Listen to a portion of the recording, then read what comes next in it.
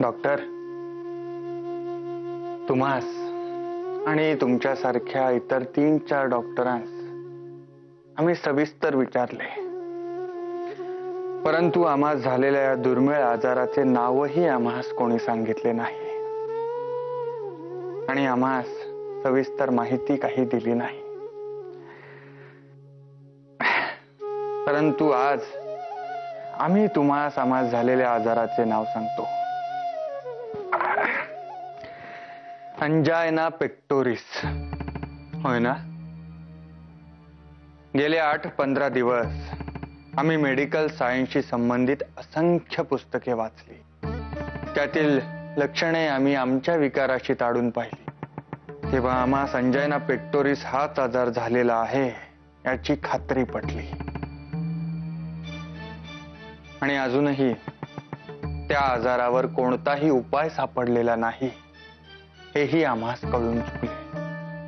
म्हणूनच डॉक्टर्सना वारंवार विचारूनही कोणीही त्याबाबत चर्चा केली नाही. तसे नवे महादेवराव, आपणास तसे वाटणे स्वाभाविक आहे, परंतु वास्तव तसे नाही. मी श्रीपादरावांशी याविषयी तपशीलवार बोललो आहे. आपल्या सगळ्या प्रश्नांची उत्तरे ते आपणास देतील.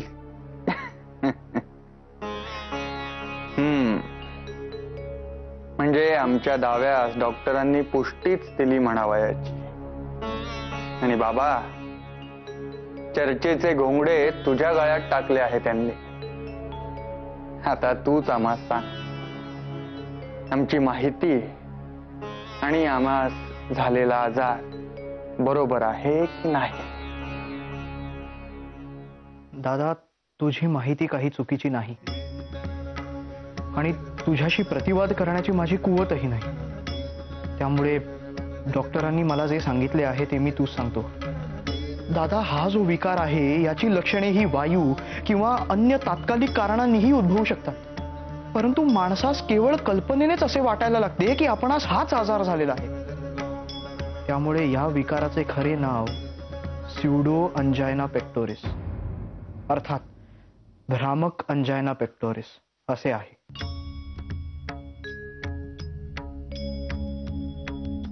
डॉक्टर, काहीतरी सुडो आहे एवढे नक्की. एकतर आमचा आजार तरी सुडो आहे किंवा आमची समजूत घालण्याचा तुमचा प्रयत्न तरी सुडो आहे असे म्हणावयास हवे. असो, गोखले, लाहोरला निघण्याची तयारी करावयास हवी.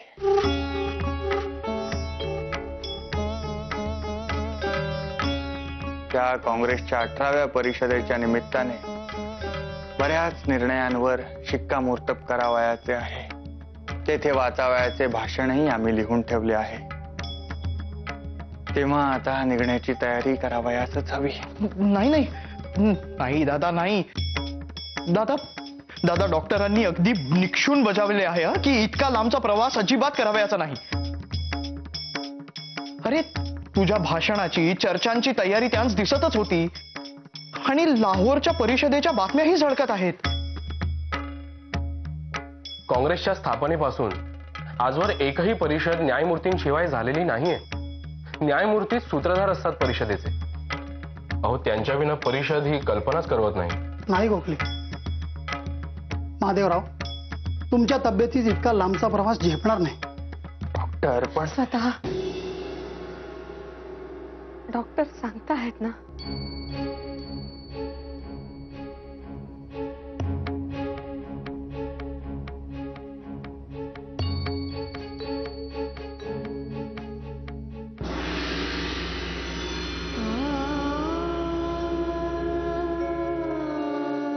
लाहोरच्या काँग्रेस परिषदेत जाता येणार नाही म्हणून स्वतःच अतिशय वाईट वाटले.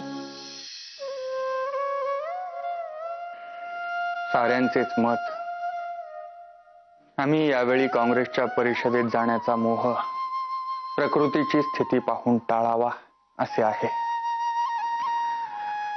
डॉक्टरांचा तर तसा हुकूमच आहे. गेल्या 18 वर्षात प्रथमच हा खंड पडतो आहे.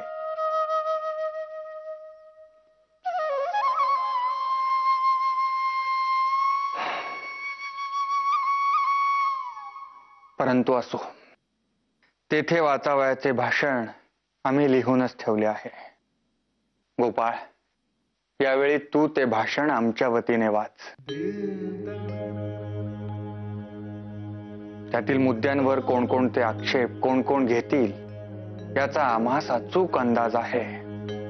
तेव्हा त्या आक्षेपांस समर्पक अशी उत्तरे देणारे टिपण आम्ही तुला लिहून देतो, तेही जवळ ठेव. आम्ही परिषदेसाठी येऊ शकत नाही. गोपाळराव गोखले आमचे भाषण वाचतील असा टेलिग्राम आम्ही धाडतो. न जाण्याची कल्पना सोसत नाहीये, परंतु नाईलाज आहे.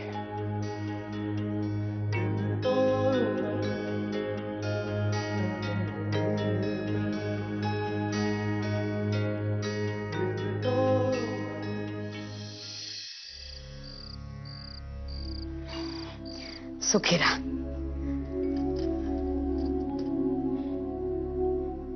क्षमा करा सुभद्रा बहिणी, पण पुण्याचे घर सोडून इथे मुंबईत येण्याची गरजच काय होती म्हणते मी. अगो बाई, हे बरे हो तुझे माई. हा, अगो मी माधवास बघावे असं आले इथे. तुझा जरी सावत्र मुलगा असला ना तरी माझा सख्खा पुतणे आहे हो तो, म्हणून आले त्याची विचारपूस करावयास. आणि एक गोष्ट विसरू नका तुम्ही, आज आमच्या यांच्यामुळे दिसतोय तो. आणि अगो आता आजारी आहे म्हटल्यावर नको का यायला मला. तुमच्या कलागतींमुळे माधवाचे आजारपण कमी होण्याऐवजी वाढीच लागणार आहे. माई, काय चाललंय? का काकूंच्या मागे लागलीयस? आबा, मी मागे लागले आहे त्यांच्या. माई, माधव दादाची तब्येत पाहावयास सतत माणसं येत असतात, त्याही तेवढ्यासाठीच आल्यात ना. मग त्यांना का बोल लावतेस? त्यांना माधव दादाची काळजी वाटते म्हणून त्या आल्यात ना. हो का? तो रावजी तिथे सांगलीला काय काय करतोय हे चुकूनही पाहिले नाही त्यांनी. आणि दादाची काळजी घ्याव्यास इथे ढिगाने माणसे आहेत. बाबा, अधिक क्षमा माग काकूंची. मोठा शहाणा झालास का तू? त्यास उलटून बोलतोयस ते? क्षमा कशाला? काय चुकीचे बोललो मी? बाबा, बाबा, मला नसते वाद घालायचे नाहीये. पुरे झाले तुमचे. पाहिलेच, झाले समाधान. आल्याबरोबर दोन्ही भावंडांमध्ये भांडणे लावलीत ती. अगो बाई, अगो मी काय केले यात? हा भाऊजी, काय हे? अहो तुम्ही लहान का आहात आता दोघे? स्वतःच कळले तर त्यांस किती वाईट वाटेल. भाऊजी तुम्ही इंदोरा सिटी जज आहात आणि बाबा भाऊजी तुम्ही डॉक्टर. का भांडताय असे लहान मुलांसारखे? जा भाऊ आधी आत, मी सांगते आहे ना. जा.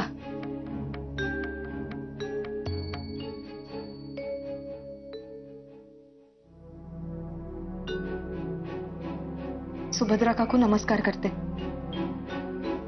सुखी राहा. काकू, 4 दिवसांसाठी आल्या आहात. पाहुणचार घ्या, विचारपूस करा आणि निघावयाचे बघा.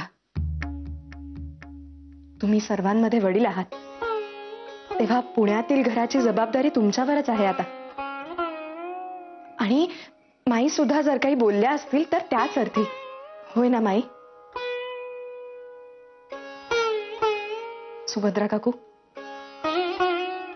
साऱ्यांनीच गुण्या गोविंदाने आणि एकोप्याने राहावयाचे, हे तत्व आहे आपल्या घराचे. तेव्हा ते कोणीही मोडता कामा नये. या माई, चला.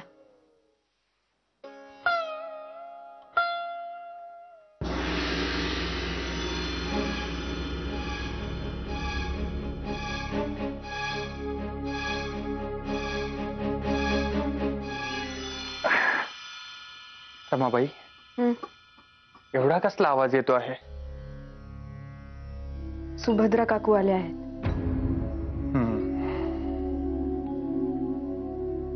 काही खाल्लेले नाही आपण. दूध किंवा ताक आणू का?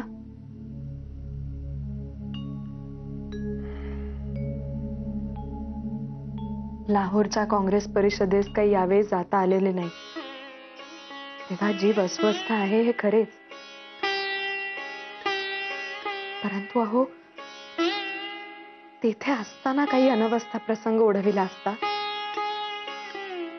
तर किती मोठा गजब झाला असता. असा विचार करून मन शांत करावे. तेवढा एकच विषय नाही मनात.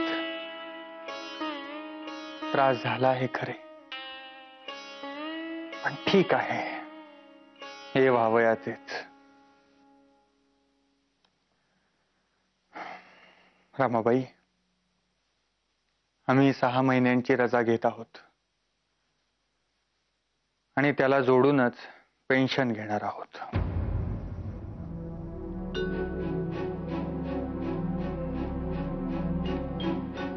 तेव्हा पेन्शन शिवाय 700-800 रुपयांचीच आयात राहील. पुणे आणि मुंबई असे दोन्ही खर्च चालविता येतील.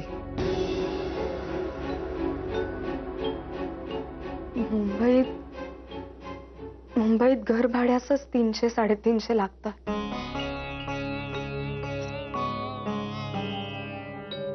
तेव्हा मुंबईत घरच घेतले म्हणजे एकदाचाच काय तो खर्च होईल. आणि भाड्यानेच राहावयाचे असेल तर तुर्तास पुण्याचे सारे खटले मोडून सारी जणे एकत्रच राहावे येथे, म्हणजे सोयीचे होईल.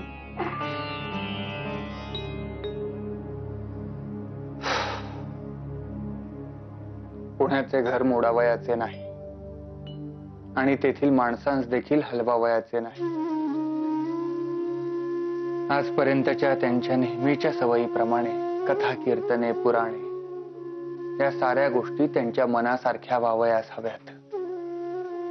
आपण आपले बिराड उचलून अनेक ठिकाणी फिरतो, त्यांचे मात्र सवयीच्या घरातच मन गुंतलेले आहे.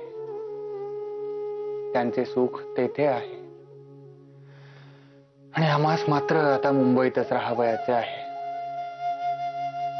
तेव्हा मुंबई आणि पुणे असे दोन्ही खर्च भागविता येतील का, एवढेच विचारावयाचे होते. भागतील हो, अगदी भागतील. मी सांभाळेन सारे काही अगदी व्यवस्थित. आपण मुळी सुद्धा चिंता करू नये आणि आयात कमी झाली आहे असे मनात सुद्धा आणू नये. मी कुणासही काहीही कमी पडू देणार नाही.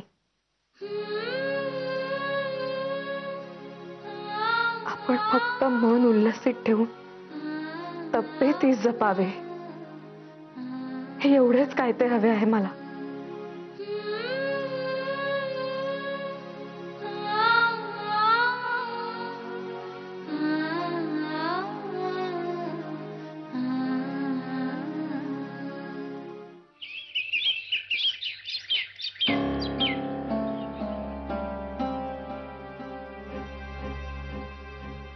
जी माई साहेब, तुम्ही बॉल लावलात. पांडवा, रमेने समुद्रात विसर्जित करायला सांगितली पेटी, पण तू ती खरेच सोडून नाही ना आलास? सोडून आलो जी. अरे पण कशासाठी? नाही म्हणजे रमा वहिनी साहेब लय कातावल्या होत्या माझ्यावर आणि हुकूमच दिला ना मला तसा. पांडवा, अरे त्या पेटीत माझ्या आईने रमेसाठी खास अशी वस्तू दिली होती. रमा ठीक सांगेल, पण अशा वेळी तुला समजते ना काय करायचे ते. माधवाच्या आजारपणामुळे रमेचे चित्त थाऱ्यावर नाहीये हो, कुणाचेच नाहीये. ती वरून कितीही खंबीरपणा दाखवित असली तरी आतून अगदी सैरभैर झाली आहे हो. अशा वेळी तिने काहीही सांगितले तरी आपल्याला तारतम्य ठेवून वागायला हवे ना. उद्या तीच पेटी रमेश उघडून पाहावीशी वाटली तर काय करायचं तिने? नाही सोडली समुद्रात, मी ठेवली जपून. देतो ना आणून मी तुम्हाला. पांडवा, आणि मला ठाव आहे आजी साहेबांनी लई प्रेमानं मायेनं रमावहिनी साहेबांना ती पेटी दिली होती आणि पेटी देताना त्या म्हणाल्या बी लई एकटं वाटेल ना तेव्हा ती उघड. पण माई साहेब खरं सांगू का, ती पेटी उघडायची वेळच यायला नाही पाहिजे. ती पेटी उघडायची वेळच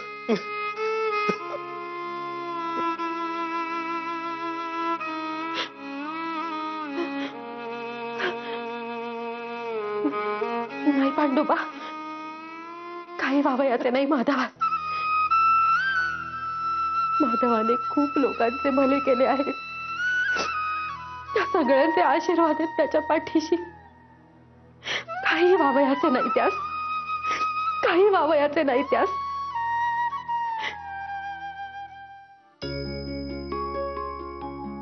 पुढे 3-4 दिवसांनी लाहोरास काँग्रेसच्या परिषदेला गेलेली मंडळी परतली. तेथील सारी हकीकत ऐकून मनावरील थोडा भार कमी झाल्यासारखे होऊन पुष्कळसे बरे वाटलेले दिसले. उत्तम. Times, advocate, social reformer, Punjabi या साऱ्याच वृत्तपत्रांमधून सविस्तर बातम्या येत होत्या काँग्रेसच्या परिषदेच्या. परंतु आज तुझ्या मुखातून सारा वृत्तांत ऐकल्यावर जीवाचे खरेच समाधान झाले. आमचे भाषण तर तू वाचलेच, परंतु तुझे आणि चंदावरकरांचे भाषणही आम्ही वर्तमानपत्रातून वाचले. अतिशय संतोष झाला. चंदावरकरांना पत्र पाठवून आम्ही आमचा अभिप्राय कळविलेला आहेच. तुझे तर समक्षच अभिनंदन करतो. मी आपल्याच विचारांच्या मुशीत घडलो आहे न्यायमूर्ती. होय, आमच्या कामाचा पुढील भार घेण्यास तुम्ही दोघे सर्वस्वी योग्य आहात याची आम्हास खात्रीच पटली आहे. आणि त्या संबंधाने आम्हास वाटणारी मोठीच काळजी दूर झाली असे म्हणावयास हरकत नाही. लाहोरच्या परिषदेसाठी आम्हास येता येणार नाही याचे फारच वैषम्य वाटत होते. परंतु गोखले, व्यक्ती नव्हे तर विचार महत्वाचे. आम्ही तेथे नव्हतो, परंतु आमचा विचार मात्र तेथे पोचला. इतकेच नव्हे तर त्या विचारांचा वारसाही दिसला. वैषम्यतेची जागा प्रसन्नतेने घेतली. माणसे येतात आणि जातात, विचार मात्र टिकतो. मालक, पत्र.